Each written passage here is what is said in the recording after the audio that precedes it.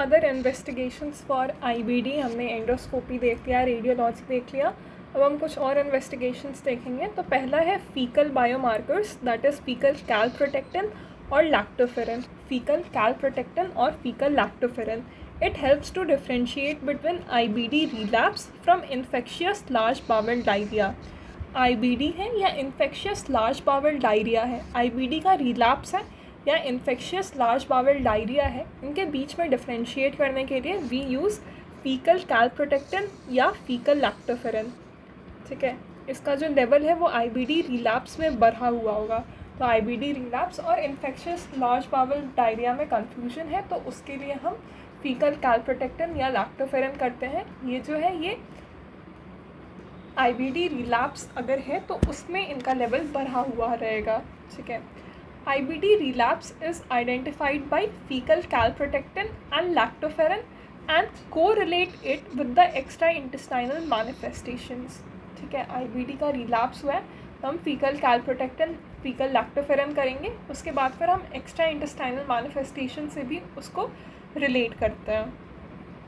ठीक है, ये जो fecal calprotectin था इसके बारे में हमने पढ़ा था कि ये डिजीज़ की सीवियरिटी को, रेस्पॉन्स टू ट्रीटमेंट और डायग्नोस रिलैप्स को डायग्नोस करने में यूज़ होता है। सीरोलॉजी, तो अल्सरेटिव कोलाइटिस में पी एनका मिलता है, एटिपिकल पी एनका मिलता है विच को relates with the disease activity. ठीक है, और एंटी गोबलेट सेल एंटीबॉडी भी मिलता है। तो अल्सरेटिव कोलाइटिस में पी एनका मिलता है, एटिपिकल पी एनका कहाँ पे मिलता है, अल्सरेटिव कोलाइटिस में, विच को relates with the disease activity, और यहाँ पे एंटी गोबलेट सेल एंटीबॉडी भी मिलता है। क्रोन्स डिजीज़ में एस्का मिलता है, that is anti saccharomyces cerevisiae antibody. Ulcerative colitis में पी एनका मिलता है, क्रोन्स डिजीज़ में एस्का मिलता है, that is anti saccharomyces cerevisiae antibody. यहाँ पे OMPC मिलता है, that is outer membrane porin C antibody, outer membrane porin C antibody. APB मिलता है, that is anti pancreatic antibody. anti-I2 levels are elevated। ठीक है, anti-I2 levels if elevated it has a bad prognosis and there is a need for surgery। anti-flagellin is also there। ठीक है, ये जो एस्का है this is common to Crohn's disease and Behcet's disease. ठीक है, अल्सरेटिव कोलाइटिस जो है वहाँ पे एटिपिकल पी एनका मिलता है। What is atypical P Enka, कहाँ पे मिलता है, अल्सरेटिव कोलाइटिस में, ये इंपॉर्टेंट है। वहाँ पे एंटी गोबलेट सेल एंटीबॉडी भी मिलता है। क्रोन्स डिजीज़ में एस्का मिलता है, एंटी सैक्रोमाइसिस सर्विसिया एंटीबॉडी। ठीक है, और ये जो है ये बेकेट्स डिजीज़ में भी मिलता है। So this is common to Crohn's disease and Behcet's disease.